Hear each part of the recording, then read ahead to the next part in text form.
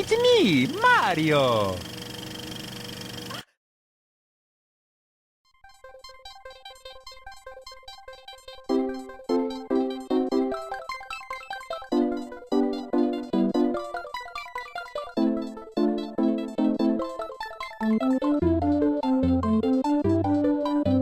Ah, the video game movie. The perfect blend of video games and cinema. A chance to see your favorite video game storylines and characters brought to life on the big screen in a whole new medium. For the most part, video game movies can be pretty hit or miss these days, but they're a lot better than they used to be. It all had to start somewhere though, and that somewhere was in the Mushroom Kingdom with Mario and Luigi. 1993's Super Mario Bros. Was the first of its kind, a feature-length live-action movie based entirely on a video game. Let's take a dive into the story of Mario at the movies, but first, a brief history of Mario in video games. Everyone knows who Super Mario is. Nintendo's flagship mascot that's appeared in over 200 video games since his creation. An Italian plumber who lives in the Mushroom Kingdom who usually has to rescue Princess Peach from the evil villain Bowser. Mario first appeared in an arcade platformer from 1981 called Donkey Kong. Originally called Mr. Video or Jumpman, he was renamed Mario after Mario Segale, the landlord who owned the warehouse Nintendo was using for their headquarters in the early 1980s. Mario graduated to his own arcade game called Mario Bros. And eventually found himself on home consoles in Super Mario Bros. On the Nintendo Entertainment System. Super Mario Bros. Led to massive success and critical acclaim, becoming one of the highest selling video games of all time. This, of course, led to more and more Super Mario games throughout the 80s and 90s and all the way up to current day. Mario also successfully pioneered the leap from 2D to 3D, where voice actor Charles Martinet eventually gave him a voice. Press start to play!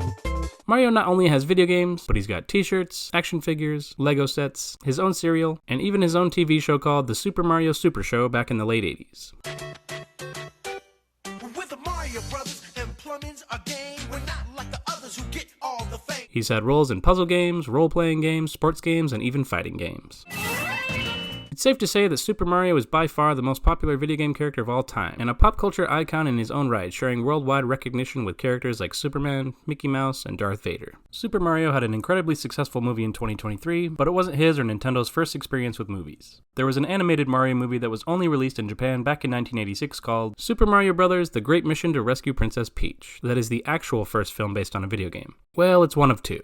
The other one, Running Boy Star Soldier Secret, came out on the same day.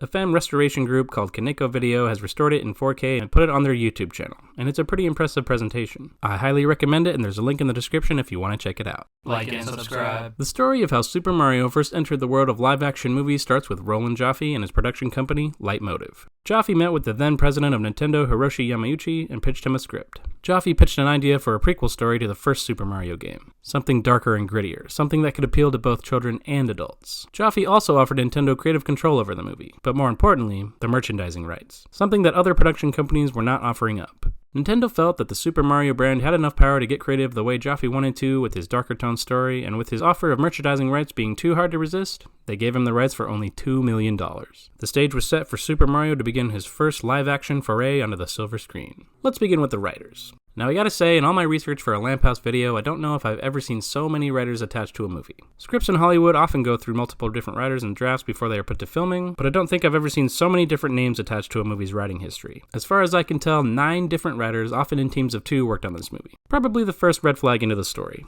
Just try and keep up with me here. The first script for the movie was written by Barry Morrow, who had recently won an Oscar for his screenplay for Rain Man. Morrow played Super Mario Bros. Himself and decided to write a study in contrast, like Laurel and Hardy or Abbott and Costello, about 2 brothers on an odyssey or a quest much like the game itself. Producers thought his script was too much like the existential road trip that Rain Man was, and deemed it too dark and more of a serious drama as opposed to a fun comedy. Morrow didn't take kindly to the criticisms and dropped out. Up next were up-and-comers Jim Genowan and Tom S. Parker. They wrote a more traditional adaptation, more along the lines of The Wizard of Oz. A more fantasy type of movie that again focused on 2 brothers, Mario and Luigi, traveling through the world of the Mushroom Kingdom with their sidekick Toad. This script had more references to actual enemies from the games like Goombas, Piranha Plants, and Thwomps. It involved Mario and Luigi attempting to rescue Princess Peach, renamed Hildy in this one, from Bowser, who was trying to marry her to gain access to the Crown of Invincibility in order to take over the Mushroom Kingdom. A few directors were also considered at this point to direct. Newcomer Greg Beanman was also at one time in early production on board to direct, but only having made one movie, Licensed to Drive, a comedy starring everyone's favorite Corys of the 80s, producers didn't want to take a risk on someone who had such little experience, so he was let go. Harold Ramis was also approached to direct, but despite being a fan of the video game, he turned it down, later stating it as his smartest career decision. Eventually, producers landed on the husband and wife directing team of Rocky Morton and Annabelle Jankel. They had some successful commercial work, made videos for Elvis Costello, Miles Davis, and Talking Heads, and had directed a movie called DOA with Dennis Quaid and Meg Ryan that had garnered some decent reviews. But the thing they were best known for by far was Max Headroom. Max Headroom, 20 Minutes into the Future, was a TV movie on Channel 4 made in order to provide a backstory for and introduce the titular VJ host of their new music video program, The Max Headroom Show.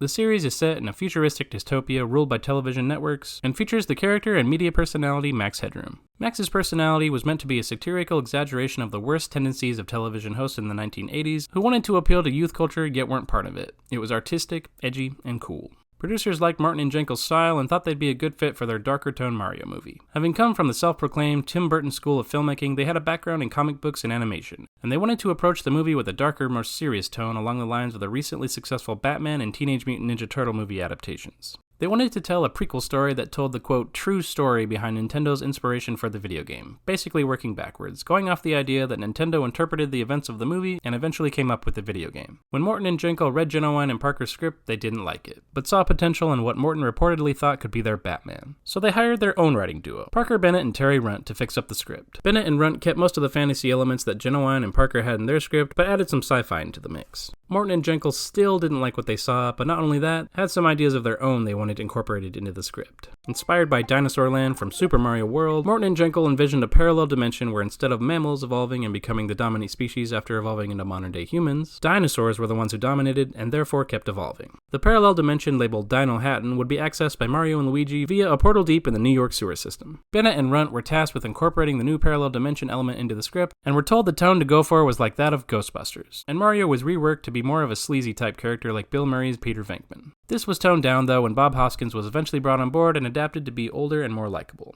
Though Bennett and Runt did all that was asked of them, the new script was deemed too comedic by producers and they were let go.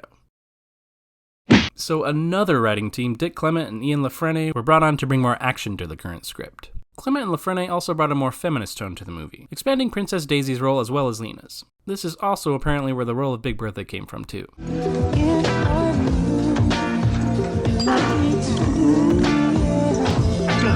Anyway, the action element Clement and LaFrenne brought on was apparently so big that it even called for a cameo by Bruce Willis playing his character from Die Hard, John McClane, crawling around in the vents of Koopa's castle. Ultimately, this idea was scrapped and the action toned down.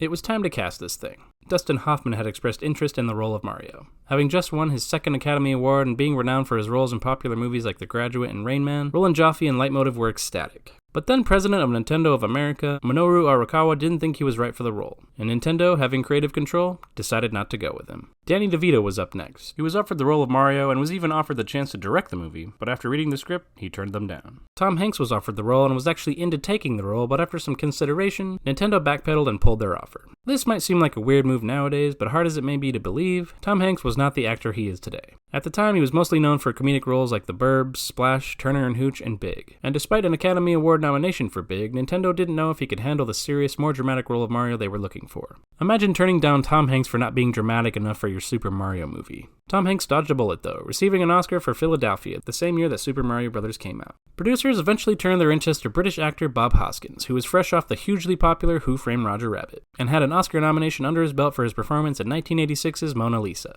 At first, Hoskins was apprehensive about taking another role in a children's movie after doing Roger Rabbit and Hook, but after multiple offers from Joffe, Hoskins finally accepted the role. Hoskins reportedly didn't even know it was based on a video game though, and his son had to fill him in.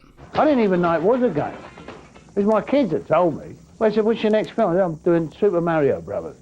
Oh, that's the game. Oh, what? Yeah, here. And this is you. And I saw this thing jumping up and down. I thought, I used to play King Lear. After seeing him perform at Second City, Morton and Jenkel cast John Leguizamo as Mario's younger brother Luigi. He said he liked the adventure and action the original script had, and while this movie wasn't that great of a career move for anyone else, Luigi is considered to be Leguizamo's breakout role, and he's since gone on to be a household name starring in movies like Romeo and Juliet, Spawn, and Moulin Rouge. For the role of the ruthless villain King Koopa, actors like Arnold Schwarzenegger and Michael Keaton were considered, but they both turned it down. Producers got lucky and landed Dennis Hopper for the role. Hopper had a hell of a resume with roles in movies like Rebel Without a Cause, Cool Hand Luke, Easy Rider, True Grit, Apocalypse Now, Blue Velvet, and Hoosiers, just to name a few. And even if this movie did bomb, it did open up an avenue for Hopper to play some great villains later on in movies like Speed and Waterworld. It does look like shit. By the way, I gotta say something that's always confused me in this movie is that he's named Koopa when he should be called Bowser.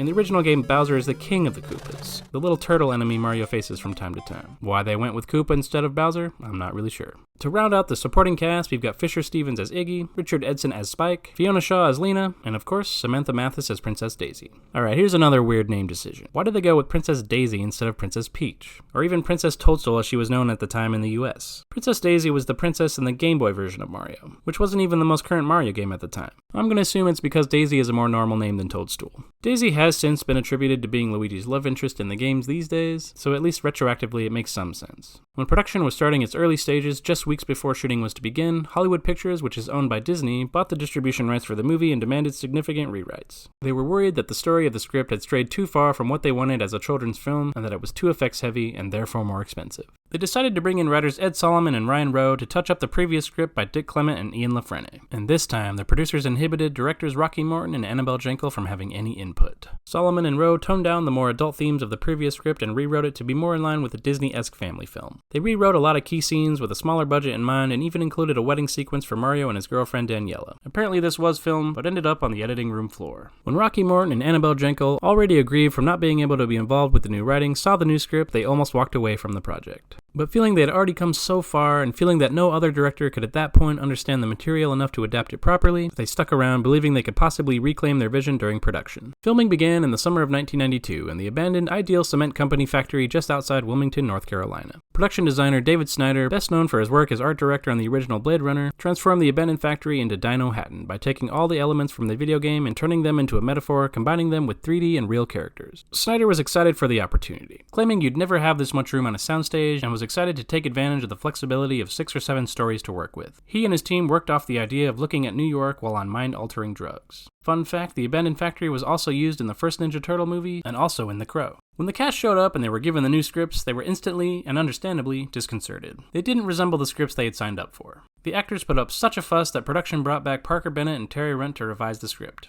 Again. The production was a nightmare, and it seems to all boil down to one thing. Or rather 2 people, Rocky Morton and Annabelle Jankel. The cast and crew hated working with them. Morton and Jankel were control freaks who rarely communicated with each other and often contradicted each other, causing a chaotic set. The crew came up with some less than flattering nicknames for them, like Rocky and Annabelle, the Flying Squirrel Show, Rockabelle, and Hydra. Bob Hoskins called them the cunt and the cow, claiming their arrogance had been mistaken for talent. Mamma mia! The crew also made t-shirts that had quotes from Morton and Jankel stating all the rude things they had said and wore them on set. There's also a story reported in John Leguizamo's biography about Rocky Morton burning an extra with hot coffee. Morton apparently didn't like the way the extra's costume looked and tried to dirty it up by pouring coffee on it. Both Bob Hoskins and Dennis Hopper eventually gave up on trying to memorize their scripts, as they were getting rewrites nearly every day of shooting. They decided to take it day by day. To manage the increasingly frustrating shoot, John Leguizamo and Bob Hoskins decided to drink their way through it. In his autobiography, Leguizamo stated that he and Hoskins did shots of scotch to make it through the experience. This didn't always turn out to be such a great idea, though. During the filming of a chase scene, Leguizamo slammed his foot on the brake pedal, causing the van's sliding door to close on Bob Hoskins' hand, breaking his finger. He wore a skin-tone painted cast on his hand that they covered up with longer sleeves, and you can see it in some scenes. John Leguizamo also stated that after the door slammed on Hoskins' hand, he unleashed a torrent of incoherent swearing and cursing that Leguizamo described as a sort of Cockney Tourette's. He did instantly forgive him, though.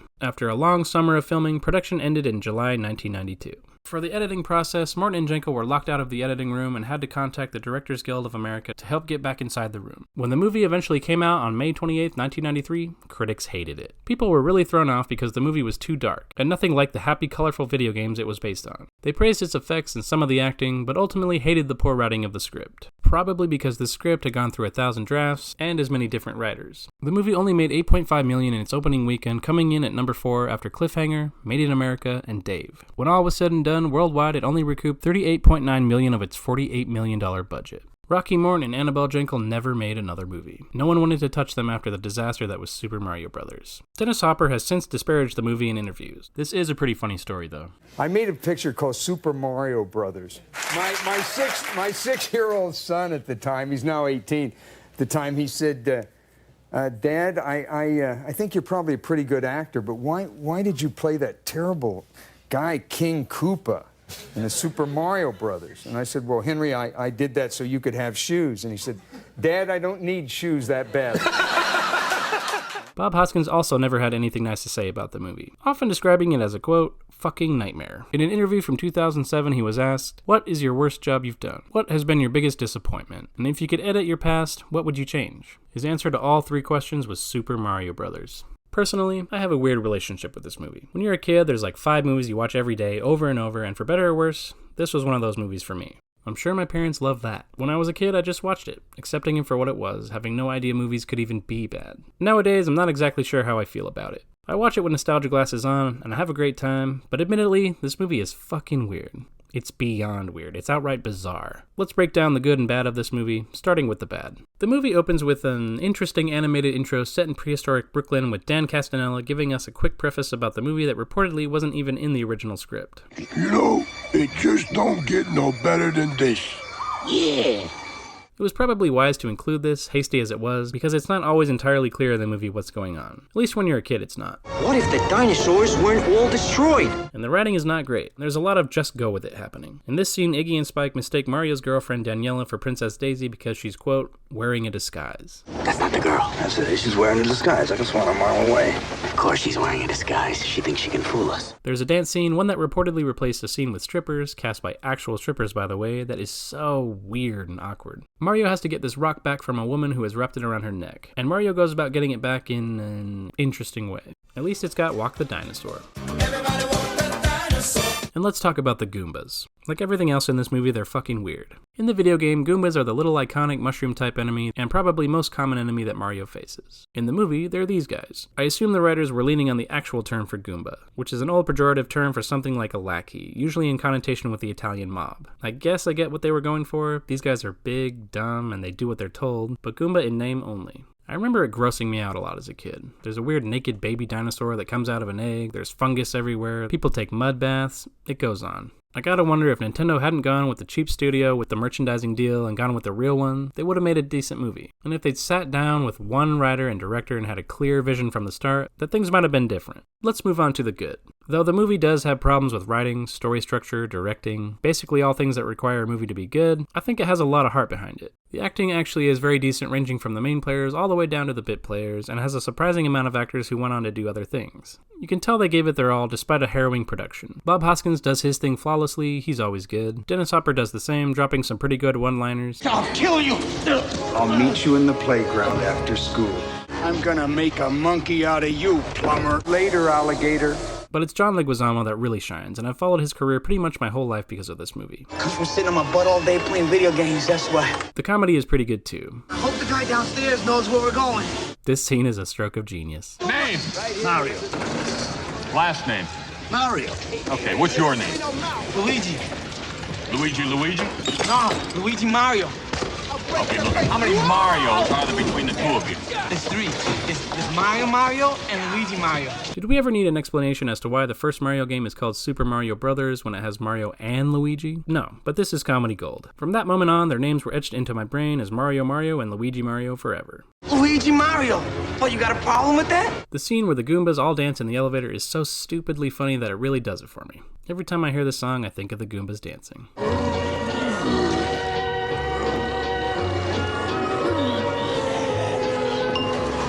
The movie also does a decent job with all the Mario references, opting to go with subtle hints here and there as opposed to beating you over the head with it. More of a blink and you'll miss it kind of thing. There are the obvious things like Mario and Luigi being plumbers, the Reebok wearing Ba-Bomb, Yoshi, Mario using a mushroom, the names Iggy, Spike, Big Bertha, and Toad, and Mario and Luigi dressing in their iconic overalls, even if it is over an hour into the movie. But a lot of the references seem to be hidden in the background, disguised as names of stores and stuff like that, and there's a lot of them. We've got Bullet Bills, the Koopa Theater, the Boom Boom Bar, Sparky, Hammer Bros, Wiggler, and there's even a reference to Fry Guys hidden here. The Thwomp Shoes, which I always took as a reference to how Mario is known for jumping, are named after this guy, and are powered by bullets that look like bullet bills. These guys are apparently a reference to these guys, and the de-evolution guns are just painted Super Nintendo Super Scopes. You're looking at the next breakthrough for the Super Nintendo Entertainment System. Introducing Super Scope 6. I think I got it all. Some critics were torn between the production value and bad writing, and I have to agree. While the script is really wanting, the set design is pretty great. When you see this money shot, it really feels like they've walked into an entire other world.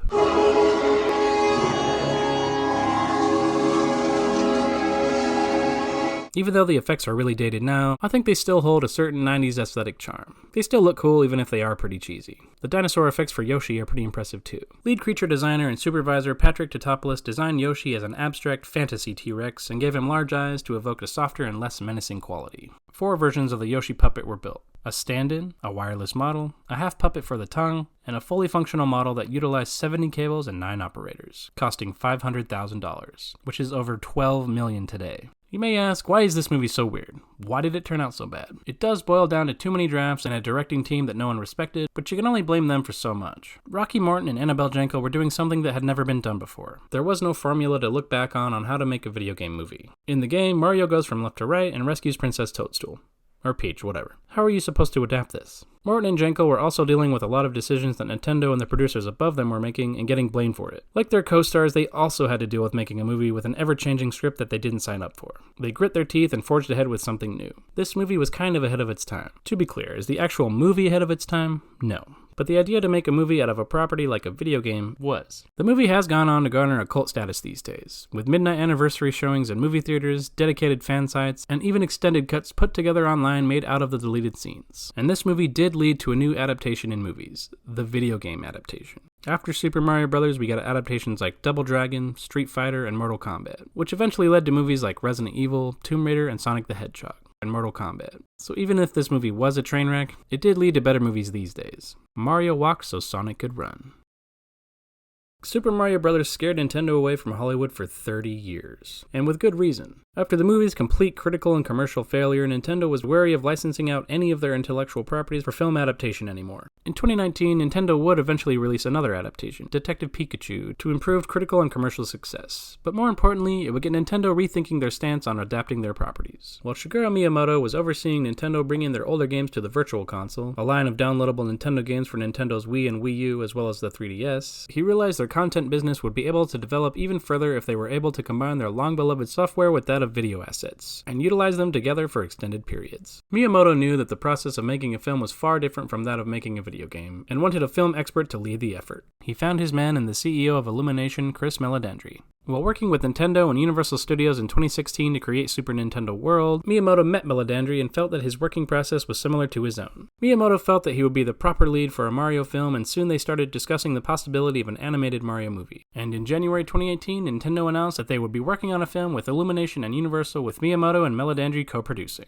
Teen Titans Go creators Aaron Horvath and Michael Jelenic were directing, and the writer of Minions: The Rise of Gru, Matthew Fogel, would pen the script. Production was underway by 2020, and the cast was announced in September 2021. This time around, Nintendo was very closely involved with the making of the movie, participating in every aspect of production, from the story to visual development all the way down to the animation. Directors Aaron Horvath and Michael Jelenic were aiming for something more cinematic and more emotional than their previous work, also looking to develop a faithful adaptation of the games, something they both felt had not been done before. They also wanted to do an origin story for Mario and Luigi, portraying them as blue-collar workers and focusing on their Italian, American, and Brooklyn backgrounds established in earlier games in American media. They also wanted to reflect how gamers win in the games by not giving up in spite of making mistakes, turning that into a character trait for the film's portrayal of Mario. In September 21, during a Nintendo Direct presentation, Miyamoto announced that Chris Pratt, of all people, would be voicing Mario. He's so cool. This casting choice pissed a lot of people off, for a few different reasons. People thought Chris Pratt was a generic choice, a cash grab as opposed to someone more fitting for the role. It seemed like we were hearing his voice a lot, from the Lego Movie, Ready to start the day, to Pixar's Onward. You can do this.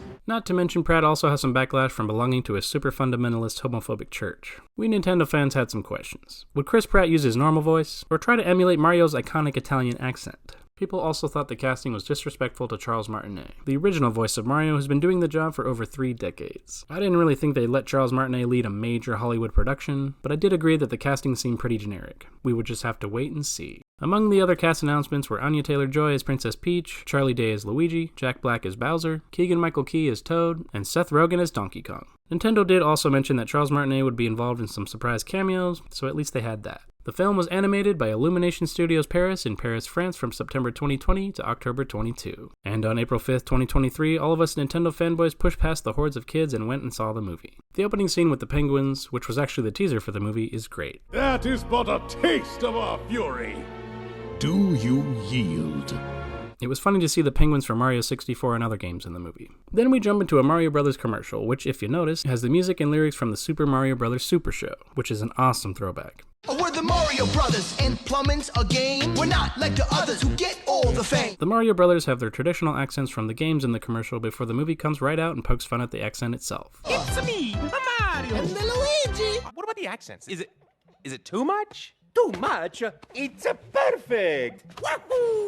By the way, this guy is actually one of 2 cameos from Mario's original voice actor, Charles Martinet. This character is Giuseppe, who bears a striking resemblance to Mario when he was in Donkey Kong. The game Giuseppe is playing is also called Jumpman, which if you remember was one of Mario's old nicknames before he was officially named Mario. Charles Martinet's other cameo is Mario's father. Which kind of makes sense in a way. After a humorous scene involving a dog, which is by far the most Illumination-feeling scene, the movie actually goes through some narrative beats similar to the original Mario movie in my opinion. Mario and Luigi want to be plumbers but are having a difficult time finding work, they have to fix a giant plumbing problem while showing off their plumbing prowess, and then they each fall through a strange portal beneath the New York sewer system that takes them on a wild ride to none other than the Mushroom Kingdom. I have to say, as a huge Nintendo fan, I am extremely pleased with this movie. It's exactly what a Mario movie should be, and its attention to detail is much appreciated. This movie is packed with little references not just to Mario, but almost to Nintendo's entire catalog of games. And like the first Super Mario movie, you had to check the background for him. It's a long list, so buckle in. We've got Jumpman, the Punch-Out boxers on the wall of the Punch-Out Pizzeria, Spike works for Wrecking Crew, an old Nintendo game Mario was in, Luigi's ringtone is the GameCube startup jingle,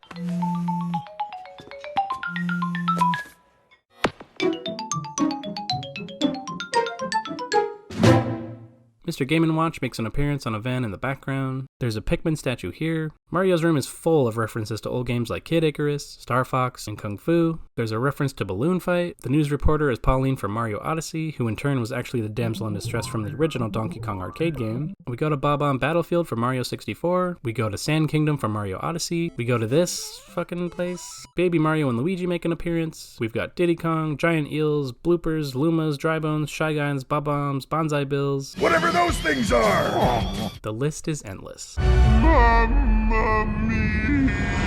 Beyond Easter eggs and references, it also makes the Mario game formula work. Earlier I proposed the question, how are you supposed to make a movie out of Mario going from left to right and jumping from platform to platform? Well, this is how.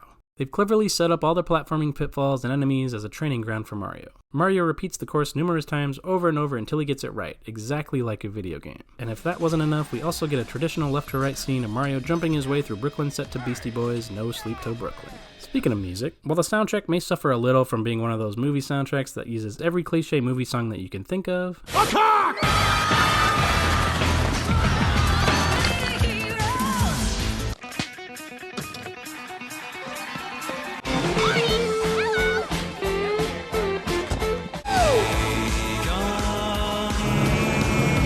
it's less egregious than some other ones I can think of.